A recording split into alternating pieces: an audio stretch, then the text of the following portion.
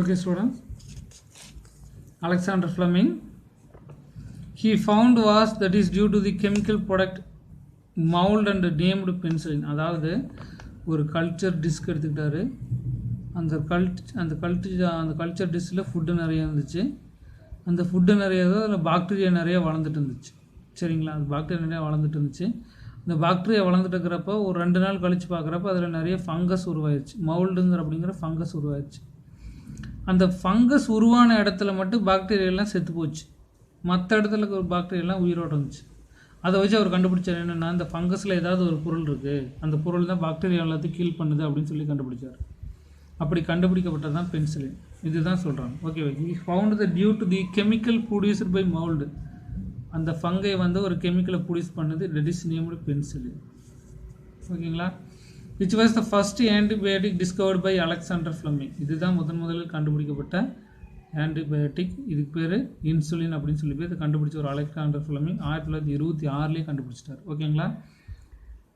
Penicillin was produced by the fungi Penicillium notatum, Penicillium chrysogenum. Penicillin வந்து 2 ஃபங்கஸ்னால create ஆகுது. ஒரு ஃபங்கஸுக்கு பேர் பென்சிலியம் நொட்டேட்டம், இன்னொரு ஃபங்கஸுக்கு பேர் Penicillium chrysogenum. It is bactericidal. சைடல்னு கொல்லும். இது வந்து பாக்டீரியாவை கொல்லும் தன்மை கொண்டது. இது என்ன பண்ணுது? பாக்டீரியாவை கொல்லும் தன்மை கொண்டது. The antibiotic kill the bacteria is called as bactericidal. In action, it inhibits the synthesis of bacterial cell wall. பாக்டீரியாவோட செல் வால் உற்பத்தி பண்ணுச்சுன்னா அது எல்லாத்தையும் கரைச்சி அது கொன்றும். இதுதான் இந்த பென்சிலினோட மிக முக்கியமான functions. Next, penicillin also referred queen of drugs. இது 1 மார்க்கில் கண்டிப்பாக கேட்பாங்க. அதாவது மருந்துகளின் ராணி என்று அழைக்கப்படுவது பென்சிலின் தான். ஏன்னா எல்லா மருந்துக்கும் அடிப்படை காரணமே பென்சிலின் தான். பென்சிலின்லேருந்து நிறைய மருந்து நம்ம கிரியேட் பண்ணலாம். அதனால் மருந்துகளின் ராணி அப்படின்னு சொல்லலாம். Queen of drugs. It is full potential effective antibiotic was established by later by. இவர் வந்து பென்சிலின் கண்டுபிடிச்சாரு. பென்சிலின் எதுக்கெல்லாம் பயன்படுத்தலாம் அப்படின்னு 2 பேர் கண்டுபிடிச்சாங்க. Ernst Chain and Howard Florey அப்படிங்கிற 2 பேர் கண்டுபிடிச்சாங்க. பென்சிலின் எதுக்கு எப்படியெல்லாம் பயன்படுத்தலாம் அப்படிங்கிறத கண்டுபிடிச்சாங்க. இதுக்காகவே இவங்களுக்கு நோபல் பிரைஸ் கொடுத்தாங்க. Treated the soldiers in second world war. 2ஆம் உலகப் போர் நடக்கிறப்ப அதில் காயம்பட்டவங்களுக்கெல்லாம் பென்சிலின் வச்சு அந்த காயங்களை எல்லாம் ஆற்றி கொடுத்தாங்க இவங்க. With penicillin, Fleming, Chain and Florey award the Nobel prize 1945 for the discovery of penicillin. 1945 penicillin கண்டுபிடிச்சதுனால நோபல் பிரைஸ் இவங்க 3 பேர்த்துக்கும் கொடுத்தாங்க. ஃப்ளெமிங், செயின் அண்டு ஃப்ளோரி, இவங்க 3 பேர்த்துக்கும் நோபல் பிரைஸ் கொடுத்தாங்க. ஓகேங்களா? ஆன்டிபயோட்டிக்ஸ் படிச்சோம்லே இதில் 2 டைப் இருக்குது. Broad spectrum antibiotics, narrow spectrum ஆன்டிபயோட்டிக்ஸ்னு இருக்குது. ப்ராட் ஸ்பெக்ட்ரம்னா எல்லா கிருமிகளுக்கும் ஒரே மருந்து பயன்படுத்தினா அது பேர் ப்ராட் ஸ்பெக்ட்ரம். நேரோ ஸ்பெக்ட்ரம் ஒவ்வொரு கிருமிக்கும் ஒவ்வொரு மருந்து பண்ணால் செலக்டட் குரூப் ஆஃப் செலக்டட், ஒவ்வொரு குரூப்புக்கும் ஒவ்வொரு டைப் ஆஃப் மருந்து செலுத்தி சரி பண்ணால் அது பேர் நேரோ ஸ்பெக்ட்ரம். எல்லா நோய்க்கும் ஒரே மருந்து செலுத்தினா அது பேர் ப்ராட் ஸ்பெக்ட்ரம். ஓகேங்களா?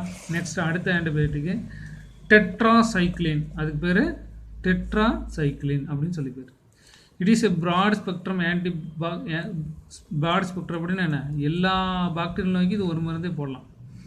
Bacteria static antibiotic. பாக்டீரியா வந்து அதிகப்படுத்தாமல் அதை அப்படியே ஒரே ஸ்டேபிளில் வச்சுருக்கும். அதுக்கு பேர் bacteriostatic. Antibiotic that limit the growth of bacteria. இந்த பாக்டீரியாவோட க்ரோத்தை லிமிட்டில் கரெக்டாக வச்சுருக்கும். That inhibit the microbial proteins and synthesis. இந்த பாக்டீரியாவுக்குள்ள புரோட்டீன் உற்பத்தி பண்ணுறது இது தடுத்து நிறுத்தும். குளோரிட்டி tetracycline. It is the first antibiotic in this group isolated from the culture of Streptomyces aureofaciens. Streptomyces aureofaciens அப்படிங்கிற செடியிலிருந்து குளோரோ டெட்ராசைக்ளின் அப்படிங்கிற மருந்து முதல்ல பிரித்து எடுத்தாங்க. இதுக்கடுத்து ஸ்ட்ரெப்டோமைசின் அப்படின்னு சொல்லி broad spectrum antibiotic isolated from Actinomyces Streptomyces கிரீசியஸ்.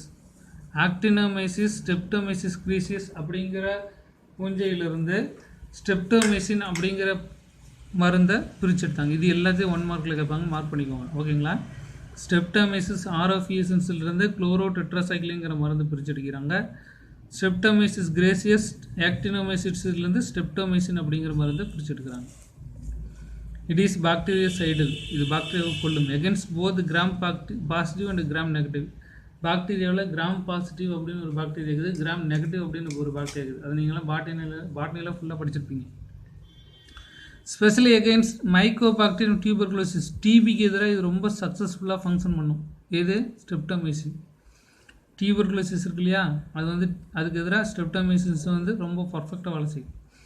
Antibiotics such as erythromycin, chloromycin, griseofulvin, neomycin, kanamycin, bacitracin இதெல்லாம் இதிலேருந்து ப்ரிப்பேர் பண்ணுறாங்க. Also isolated microbial products. இந்த மாதிரி நிறைய மருந்துகள் மைக்ரோ ஆர்கானிசம்லேருந்து ப்ரொடியூஸ் பண்ணுறாங்க. Next antibiotic resistance.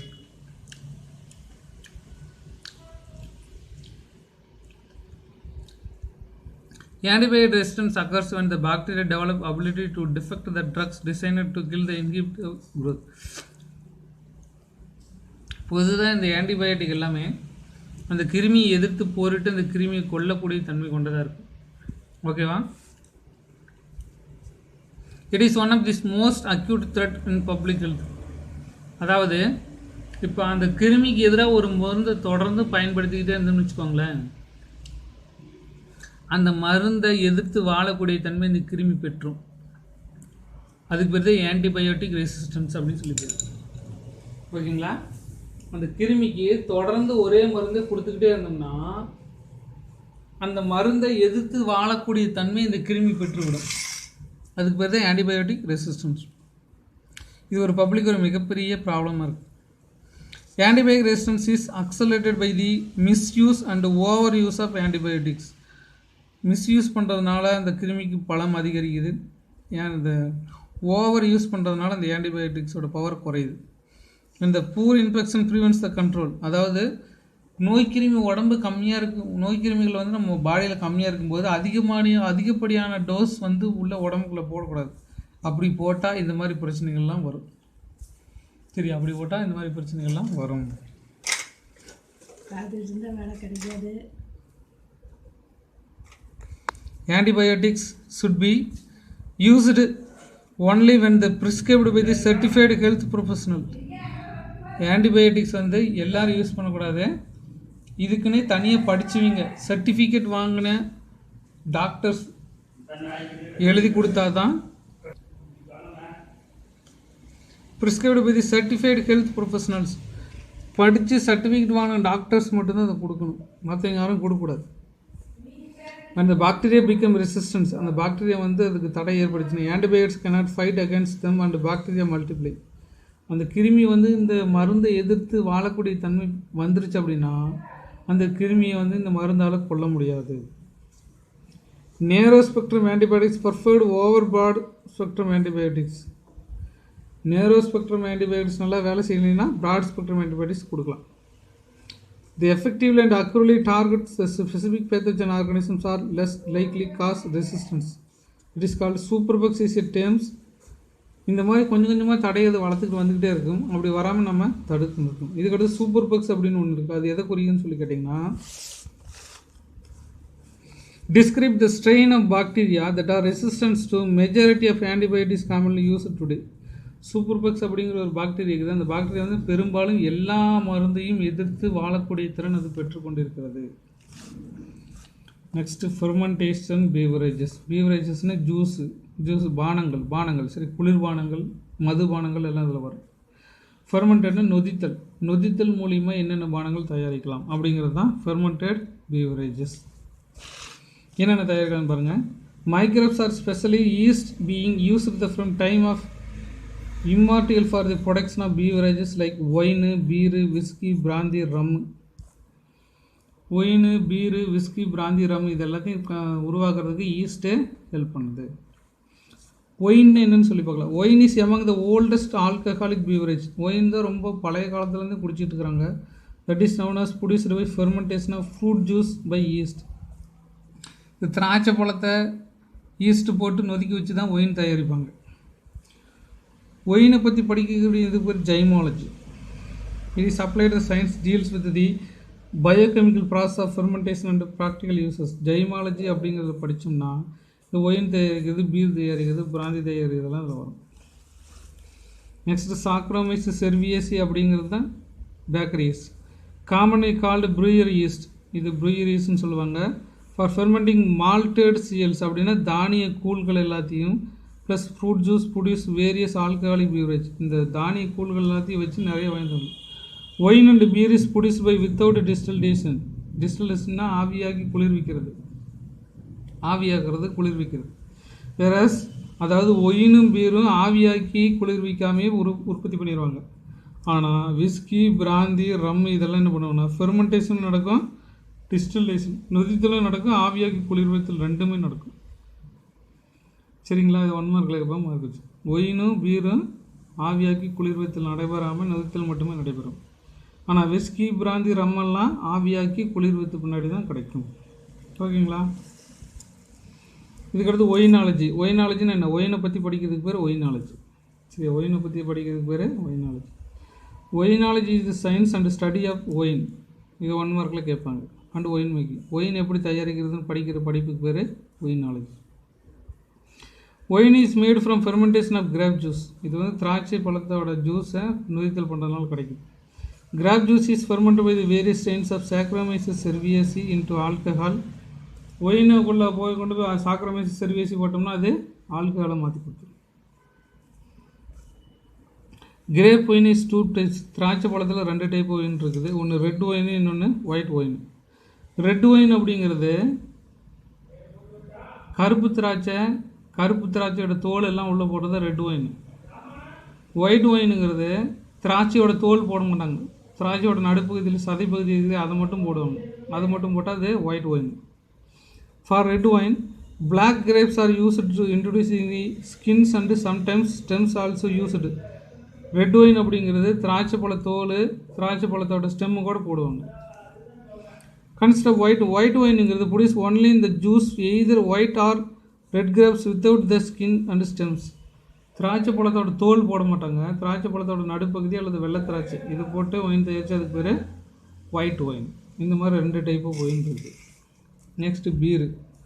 பீர் எப்படி தயாரிக்கிறோம்? Beer is produced by germinated barley malt grain by Saccharomyces carlsbergensis. இந்த கிருமியினால தான் பீர் தயாரிக்கிறாங்க. இன்னும் மால்ட் கிரெயின், பார்லியோட பருப்பு எடுத்து அதை ஆட்டி அதுலேருந்து இந்த கிருமி போட்டு தான் பீர் தயாரிக்கிறாங்க. அது சாக்ரோமைசிஸ் செர்வியேசி, இந்த 2 கிருமியும் போட்டுக்குவாங்க. Rum is made from fermented sugar cane or molasses. கரும்பு சக்கையிலேருந்து ரம் எடுக்கிறாங்க, கரும்பு சாறுலேருந்து. Directly from the sugar cane juice by Saccharomyces cerevisiae. கரும்பு ஜூஸில் சாக்ரோமைசிஸ் செர்வியேசியை போட்டு நொதுக்கி வச்சு தான் ரம்மு தயாரிக்கிறாங்க. விஸ்கி எப்படி தயாரிக்கிறாங்க? Whiskey types of distilled alcoholic beverage. Whiskey அப்படிங்கிறது ஆல்கஹாலில் தண்ணி அதிகமாக கலந்து அதுக்கு பேர் whiskey. Made from fermented grain mash by Saccharomyces cerevisiae. Whiskey தயாரிக்கிறதுக்கு பயன்படுறது சாக்ரோமைசிஸ் செர்வியேசி. எல்லாத்துக்கும் சாக்ரோமைசிஸ் செர்வியேசி வரும். ஓகேங்களா? இதெல்லாம் 1 மார்க்கில் கேட்பாங்க. பீர் எப்படி தயாரிக்குது, பிராந்தி எப்படி தயாரிக்குது படிச்சு. In some plants of South India, the traditional drink is called பதநீர். பதநீர்னு தெளிவு கல். சரிங்களா? சரியா? பதநீர். ஆப்ரேட் ஃப்ரம் தி ஃபெர்மெண்டிங் சாப் பிளாம்ஸ் அப்படின்னா பனைமரம் அண்ட் தென்னைமரம், இந்த 2 மரத்துலேருந்து எடுக்கிறதுக்கு பேர் தான் பதநீர். A common source of tapping opened spadix coconut அப்படின்னா மஞ்சரி. அந்த பூங்கொத்து இருக்கு இல்லையா, அந்த பூங்கொத்து திறக்கிறதுக்கு முன்னாடி அதை சீவி விட்டுன்னு அதில் பால் மாதிரி சொட்டு விழுவும், அது சட்டி வச்சு பிடிச்சி எடுத்து கொடுப்பாங்க. அதுக்கு பேர் தான் பதநீர். It is refreshing drink. இது ரொம்ப ரெஃப்ரெஷ்மெண்ட்டாக இருக்கும், உடம்புக்கு ரொம்ப நல்லது. Which is boiling producer jaggery and பால். இது வந்து சூடு பண்ணி கொதிக்க வச்சோம்னா வெல்லம், பனை வெல்லம் எல்லாம் கிடைக்கும், நாட்டு சர்க்கரையெல்லாம் கிடைக்கும். when the பதநீர் is left undisturbed few hours gets fermented into form toddy. டோடினா கல். இதுதான் போதை வர்றது. சரியா? பதநீரை வந்து அப்படி டிஸ்டர்ப் பண்ணாமல் ஃபெர்மெண்டேஷன் பண்ணோம்னா அது கல்லாக மாறிடும். with the help of natural occurring yeast to form beverage that contains 4% of alcohol. இதில் 4% ஆல்கஹால் இருக்கும். After the 24 hours, the toddy becomes unpalatable and used for the production of vinegar. அதுக்கு மேலே 24 hours விட்டுட்டிங்கன்னா அது வினிகர் உற்பத்தி பண்ணுறதுக்கு பயன்படுத்திக்கொள்ளலாம். இந்த மாதிரி இது எல்லாத்துக்குமே பயன்படுத்திக்கலாம். Saccharomyces cerevisiae major production of ethanol. Saccharomyces செர்வியேசிலேருந்து எத்தனால் அதிக அளவில் உற்பத்தி பண்ணலாம். It is used for industrial laboratory and fuel purposes. இது வந்து எரிசாராயமாக பயன்படுத்துவாங்க. So ethanol is referred industrial alcohol. இதை 1 மார்க்கில் கேட்பாங்க, நோட் பண்ணிக்கோங்க. சரிங்களா? Which one is called as industrial alcohol. Industrial ஆல்கஹால்னு எதை சொல்கிறான்? எத்தனாலும் சொல்கிறோம். Bacteria such Gymnosomus mobilis and Sarcina ventriculi also involved with the ethanol production. Ethanol production பயன்படுத்தக்கூடிய பாக்டீரியா இது ரெண்டு 1 மார்க்கில் கேட்பாங்க, மார்க் பண்ணிக்கோங்க. The principal substance of the commercial production of the industrial alcohol include molasses, corn, potatoes and wood waste, மர waste, potato, உருளைக்கிழங்கு, சோளம், இதனோட மாவுகள்லேருந்து இந்த பொருள்லாம் உற்பத்தி பண்ணலாம், எத்தனால் உற்பத்தி பண்ணலாம். Starch milling and feedstock followed by the addition of dilute fungal amylase. Amylase அப்படிங்கிற என்ஜைமை இந்த சோளம் கம்பளியெல்லாம் போட்டும் எத்தனால் ப்ரொடக்ஷன் பண்ணலாம். From aspergillus to break down the starch into fermentable sugars. Starch எடுத்து போட்டு ஃபெர்மெண்டபிள்ஸ் இருந்தால் ஆஸ்பர்ஜில்லஸ் கிருமி எடுத்து உள்ளே போட்டோம்னா அது ஃபெர்மெண்டபிள் சுகராக மாறிடும்.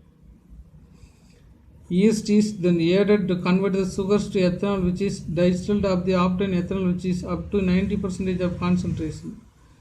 ஈஸ்ட் போட்டோம்னா 96% ஆல்கஹால் அதில் ப்ரெசென்ட் ஆகிருக்கு. சரிங்களா? 96% ஆல்கஹால் அதில் ப்ரெசென்ட் ஆகிருக்கு. இதுக்கு எத்தனாலில். The two most common type of biofuels are used today are ethanol and biodiesel. அதாவது உயிரி முறையில் உற்பத்தி செய்யக்கூடிய எரிபொருள் 2, ஒன்று எத்தனால், இன்னொன்று பயோடீசல். இது ரெண்டையும் வச்சு எரிச்சிக்கலாம். சரிங்களா? பெட்ரோலுக்கு பதிலாக நம்ம பயன்படுத்திக்கலாம். Both them represent the generation of biofuel technology. இப்போ நியூ டெக்னாலஜி அதுதான். Ethanol is often used fuel, எரிபொருளாகவும், பயோஃபியூல் அடிட்டிவ் கேசோலினாகவும் பயன்படுத்திக்கலாம். இந்த மாதிரி எல்லாத்துக்கும் எத்தனால் நமக்கு பயன்படும்.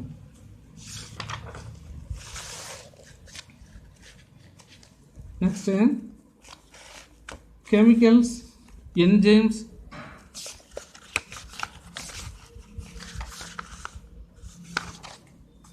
Chemicals, enzymes and other bioactive மாலிகுல்ஸில் எப்படி ப்ரிப்பேர் பண்ணணும்னு சொல்லிக்குவோம்.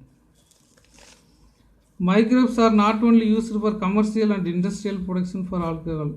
Microbes எல்லாம் commercial production, industrial production alcohol மட்டும் பயன்படுத்துறதில்ல, but also used for the production of chemicals like organic acids and enzymes. இது ஆர்கானிக் ஆசிட் உற்பத்தி பண்ணுறதுக்கும் என்ஜைம் உற்பத்தி பண்ணுறதுக்கும் கூட பயன்படுகிறது.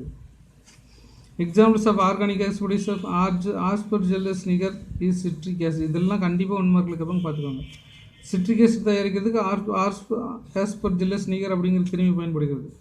அசிட்டோபாக்டர் அசிட்டிங்கிறது அசிட்டிக் ஆசிட் தயாரிக்க பயன்படுகிறது.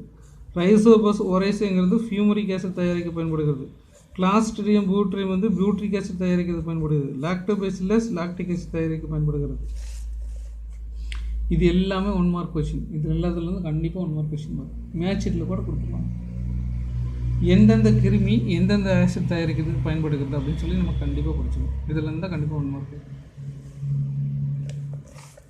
Next yeast. ஈஸ்டோட பேர் Saccharomyces cerevisiae and bacterias used for the commercial production of enzymes like lipase, used the detergent formulas and used for the removing of oil stains from the laundry. அதாவது ஒரு சில enzymes வந்து இந்த மைக்ரோஆர்கனிசம் உற்பத்தி பண்ணுறாங்க. அந்த என்ஜைம் பேர் லிப்பேஸு. இந்த லிப்பேஸ் என்ஜைம் வந்து துணியில் ஏதாவது ஆயில் படிஞ்சிருந்து போகாமல் இருந்தால் அது கொண்டு போய் லாண்ட்ரியில் இந்த என்ஜைம் அது மேலே போட்டோன்னா என்ன ஆகும்? அந்த கரை போயிடும். இந்த கரைகளை நீக்குவதற்கு பயன்படுகிற enzyme lipase. Bottle juice are clarified by pectinase, protease and cellulase. Pectinase, protease இதெல்லாம் வந்து பாட்டில் இருக்கக்கூடிய ஜூஸில் உள்ளே போட்டு அந்த ஜூஸ் நல்லா கலராக்கிறதுக்கு பயன்படுத்திக்கலாம், சுத்தப்படுத்துறது. Rennet can also use for the separate the milk into solid curds and cheese making. Rennet அப்படிங்கிற என்ஜைம் பாலாடை உற்பத்தி பண்ணுறதுக்கும் தயிர் தனியாக பால் தனியாக பிரிக்கிறதுக்கும் பயன்படுகிறது. Streptokinase produced by the bacterium Streptococcus and genetically engineered Streptococcus used for clot busters அப்படின்னா இரத்த கட்டிகளை உடைக்கக்கூடியது. கிளாஸ் பஸ்ட்னு என்ன, இரத்த கட்டிகளை உடைக்கக்கூடியது. இது வந்து ஒரு ஜெனட்டிக்கல் இன்ஜினியர் பாக்டீரியா. இது வந்து ரத்த குழாயில் ஏதாவது அடைப்பு இருந்துச்சுன்னு வச்சுக்கோங்க, ஹார்ட் அட்டாக் வந்துச்சுன்னா என்ன ஆகும், ரத்த குழாய் அடைச்சிக்கும். அந்த ரத்த குழாய் அடைக்கிறதுக்கு பிரேக் பண்ணுறதுக்கு இந்த என்ஜைம் வச்சுக்கலாம். ஸ்ட்ரெப்டோகைனேஸ் அப்படிங்கிற என்ஜைம் யூஸ் பண்ணி நம்ம உடைச்சிக்கலாம். அப்படி நம்ம கூட கிளியர் பண்ணலாம். Remove the clot from blood vessels patients who are undergone the myocardial infarction. Myocardial infarction heart attack. Heart attack வந்தவங்களுக்கு பிளட் அடைச்சிருக்கும். அந்த அடைப்பு கூட இந்த கிருமி வச்சு நம்ம கிளியர் பண்ணிக்கலாம். ஓகேங்களா? நெக்ஸ்ட் அடுத்தது சைக்ளோஸ்போரின் ஏ அப்படிங்கிற ஒரு enzyme. Cyclosporin A it is a immunosuppressant அப்படின்னா நோய் எதிர்ப்பு சக்தியை மட்டுப்படுத்தும். இது என்ன பண்ணும், நோய் எதிர்ப்பு சக்தியை மட்டுப்படுத்தும். Use the organ transplantation production from the fungus Trichoderma polysporum. இது ஒன்றுமார்களை கேட்பாங்க. ட்ரைகோடெர்மா பாலிஸ்போரம் பூஞ்சியிலிருந்து சைக்ளோஸ்போரின் ஏ அப்படிங்கிற மருந்து தயாரிக்கிறாங்க. அந்த மருந்து எதுக்கு பயன்படுகிறது, நோய் எதிர்ப்பு சக்தியை மட்டுப்படுத்துறதுக்கு. யாருக்குன்னா இந்த கிட்னி மாற்றுறது, ஹார்ட் மாற்றுறது, நரம்பு மாற்றுறது, அப்படி மாற்றி வைக்கிறாங்க இல்லையா, அங்குதுக்கெல்லாம் இது யூஸ் பண்ணிக்குவாங்க. ஆர்கன் டிரான்ஸ்பிளான்டேஷனுக்கு யூஸ் பண்ணிக்குவாங்க. It is also used for the anti inflammatory அப்படின்னா வீக்கம் ஏற்பட்டுச்சுன்னா அதை குறைச்சி கொடுத்துரும். பாடியில் எங்கேயாவது வீக்கம் இருந்து குறைச்சி. And antifungal and antiparasitic properties, நம்ம உடம்புக்குள்ள ஏதாவது குடல் புழுக்கள் பேரசைட் உள்ளதாலும் அதை காலி பண்ணிடும். Stain produced by the yeast Monascus purpureus have been used for the lower blood cholesterol levels. நம்ம உடம்புக்குள்ள கொலஸ்ட்ரால் அதிகமாகிடுச்சுன்னா அந்த கொலஸ்ட்ரால் குறைக்கிறதுக்கு மோனோசைக்கஸ் பர்பஸஸ் அப்படிங்கிற ஈஸ்ட் சாப்பிட்டிங்கன்னா உங்கள் பாடியில் இருக்கிற கொலஸ்ட்ரால் எல்லாத்தையும் அது சாப்பிட்ரும். உங்கள் பாடியில் இருக்கிற கொலஸ்ட்ரால் எல்லாத்தையும் அது சாப்பிட்ரும். உங்கள் பாடியில் இருக்கிற கொலஸ்ட்ரால் குறைஞ்சிடும். இந்த 1 மார்க்கில் கேட்பாங்க. மோனோசைக்கஸ் purposes it acts with the compatibility between the enzyme responsible for the synthesis of cholesterol. Cholesterol உற்பத்தி செய்யக்கூடிய ஹார்மோனி இது குறைக்குது. கொலஸ்ட்ரால் உற்பத்தி செய்யக்கூடிய ஹார்மோனி இது என்ன பண்ணுதாமா, குறைச்சிது. recombinant human insulin can be produced by predominantly using Escherichia coli and Saccharomyces cerevisiae for the therapeutic human insulin. Human insulin வந்து prepare பண்ணுறதுக்கு Escherichia coli அப்படிங்கிற பாக்டீரியாவும் Saccharomyces cerevisiae அப்படிங்கிற பாக்டீரியாவும் பயன்படுகிறது. ஓகேங்களா? இந்த மாதிரிலாம் யூசேஜ் நிறைய இருக்குது. Okay, thank you students. Let us meet next topic.